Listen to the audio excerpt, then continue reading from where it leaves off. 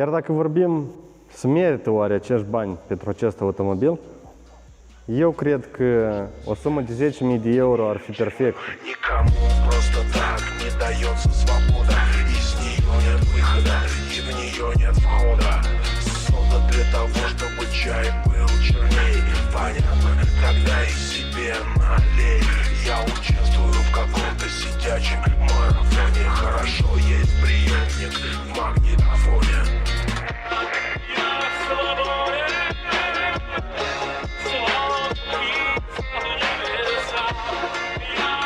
Salut la toată lumea! Astăzi avem un BMW X3 2009 Restyling. O mașină formidabilă pentru o femeie, pentru un bărbat. În general, BMW-urile sunt niște mașini care îți dau siguranța în sine. Ești mai sigur pe tine, ești mai puternic. Poți să rezolvi orice întrebare. Oricine nu te sună, bratune, și eu sunt cu BMW-ul. Iar nu-i pe asta. În Europa mașinile astea sunt foarte adorate de către populație. Aici avem o suspensie simplă, avem un crossover pentru familie, pentru plecări, la lungă distanță, sub nicio problemă. Acum, atenție, vă rog frumos, cum să deschidem un portbagaj.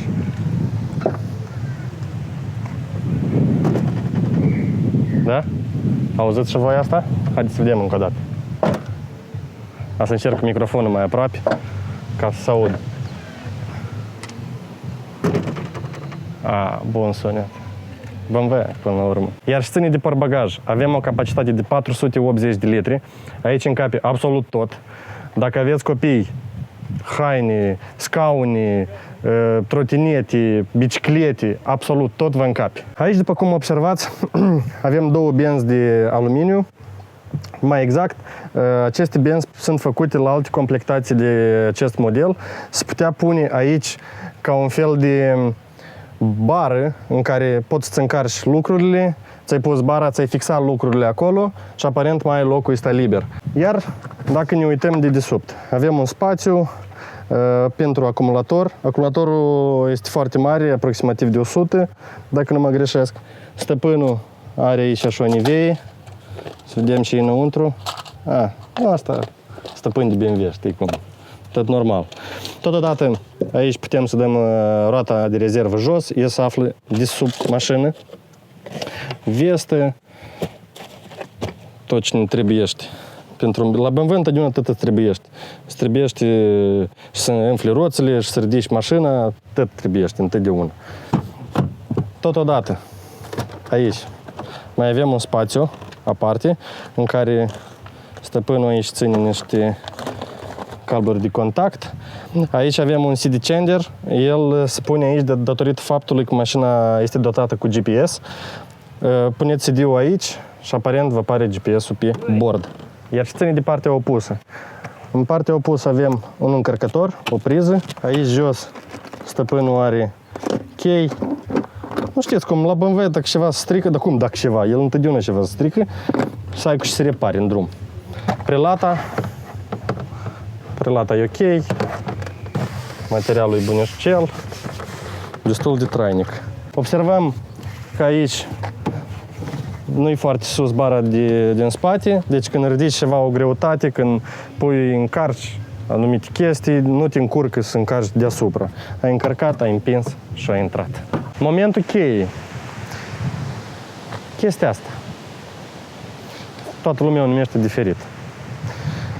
Ea e bună doar pentru a spăla mașina. Mai exact, te-ai urcat și ai spălat. Ține leger. Iar acum, multă lume vorbește de faptul că te murdărești când te urci, te murdărești când te cobori.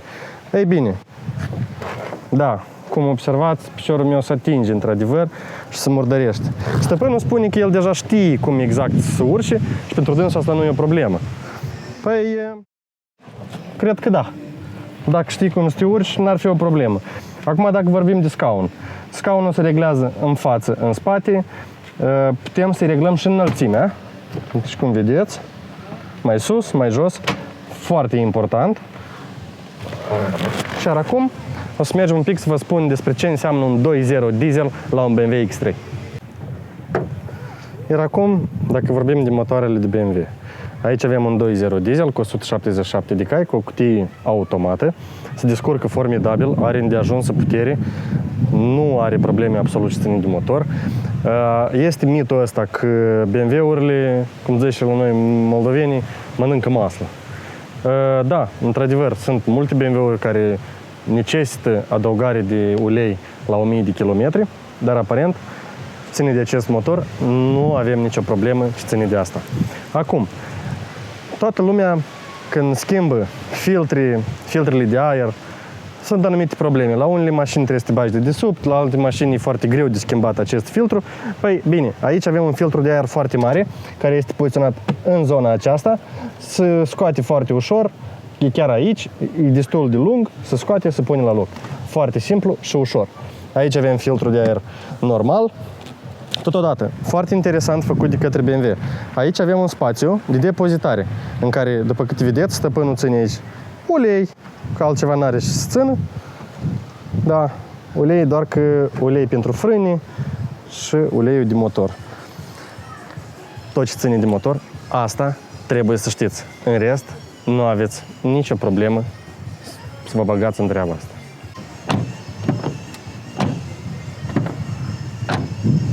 Să ușoare ușile. Și să închid ok. Iar și ține din locul din spate. Pentru băieți, bine de știut, foarte comod, mult spațiu, ai unde să te întinzi, voi ați înțeles. Aici poți să faci treabă. În salon avem o chestie foarte interesantă. Și mai exact, chestiuța asta. Foarte comodă de stat, nu încurcă, nu-i prea sus, nu-i prea jos. Totodată aici avem și două locuri pentru a-ți ține băutura și ele sunt foarte adânci, sunt destul de adânci. Aici poți să pui ceva, nu se varsă cu siguranță. Cu siguranță nu se varsă. Un spațiu de depozitare. Bine, el e foarte mic, dar să ții, nu știu, acte sau... N-am idei ce poți să ții aici. Un lănțușor, ok. Iar dacă vorbim de ușa din spate. Ușa din spate are aici boxă, foarte bine. Mânierul de a deschide foarte stilat. Foarte stilat. E foarte comod. Când deschizi foarte comod. Și mânierul e ok. Plasticul nu pare a fi un plastic de proastă calitate. E bunicel și aici avem material și aici e material la noi. Asta de sus e cam așa ușurel, dar în general e foarte ok. Avem și scrumieră, foarte bună treabă pentru cei care fumează. Scrumiezi aici, apoi arunci, spațiul de depozitare cam mic, ce e adevărat, dar e super ok. Pentru asemenea confort e foarte bine. Dacă observați, în fața noastră, scaunul din față nu are spații de depozitare aici. Chiar și în partea opusă. BMW, minus. Iar și ține de interior. BMW are multe chestii interesante.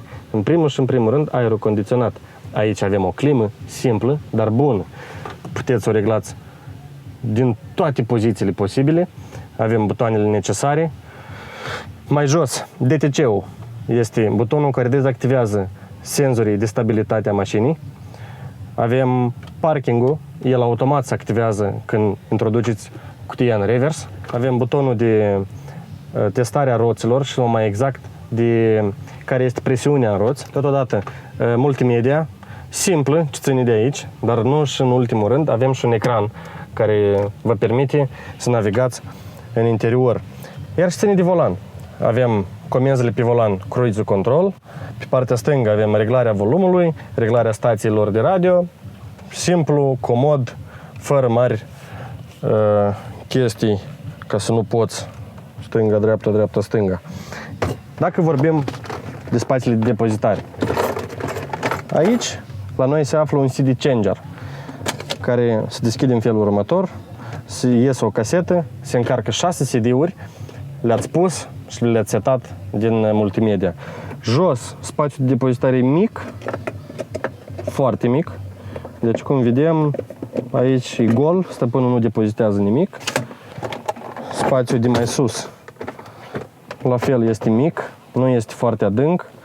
În cap doar chei, după câte observați, Aici doar chei și sunt. Avem un loc pentru apă. Avem doar unul, deoarece a pasagerului se află chiar aici. Aici, la noi se află scrumiera, chestia care îți faci să ai țigara aprinsă sau să-ți încarci telefonul. Blocarea ușilor, reglarea aerului condiționat simplu, nu-i mare treabă. Plasticurile. Dacă vorbim de plastic, este un plastic bunicel. Nu scârțâie, nu troncăne. Schimbătoarele sunt comode. Volanul este comod. Și în general, pielea este foarte plăcută la atingere. După câte observați, mașina are deja 200.000, dar zgârieturi nu se observă. Încă o chestie foarte interesantă este panorama. Avem o panoramă foarte mare. Reglarea acestea se face de aici. Cred că multă lume dorește așa panoramă. Multă lume se uită la BMW-ul ăsta și zice: cum dracu ăsta are panoramă? E o panoramă mare, se deschide tare. Bine, nu totalmente, dar pe jumătate. E de ajuns spațiu ca să iasă două persoane și să strige așa din mâini.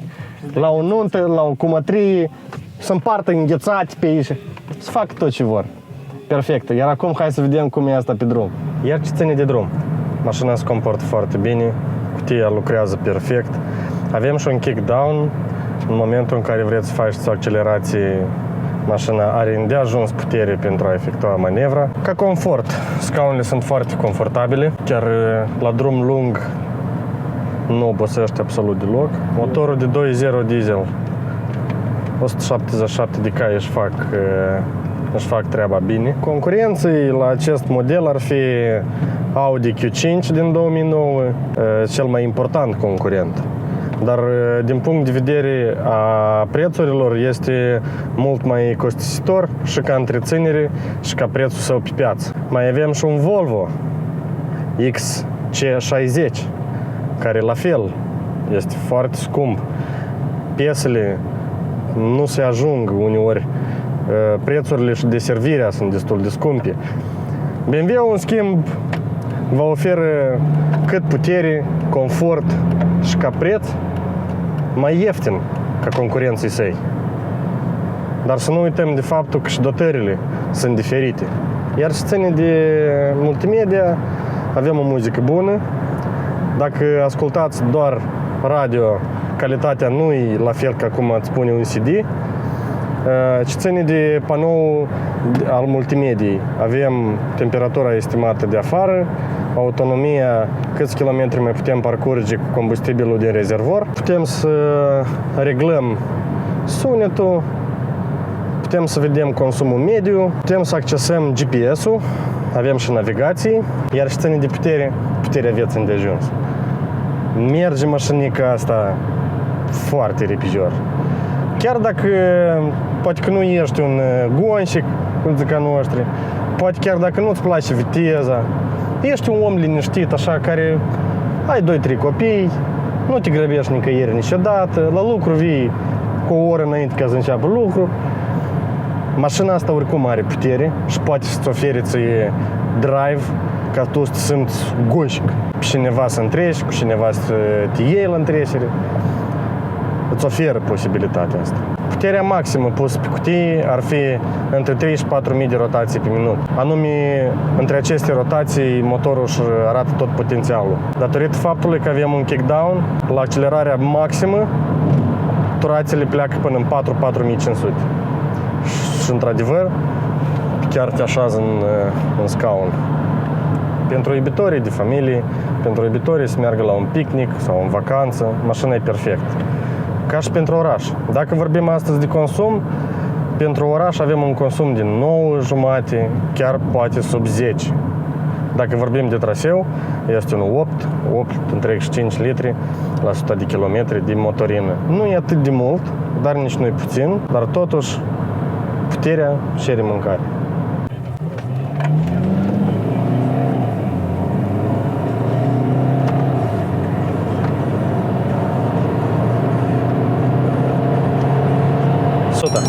Cruizul lucrează perfect, poți să-l regulezi, se reglează foarte bine, foarte ușor. Iar dacă vorbim de lumină, Un factor foarte important la condusul noaptea. Aici avem lumină adaptabilă.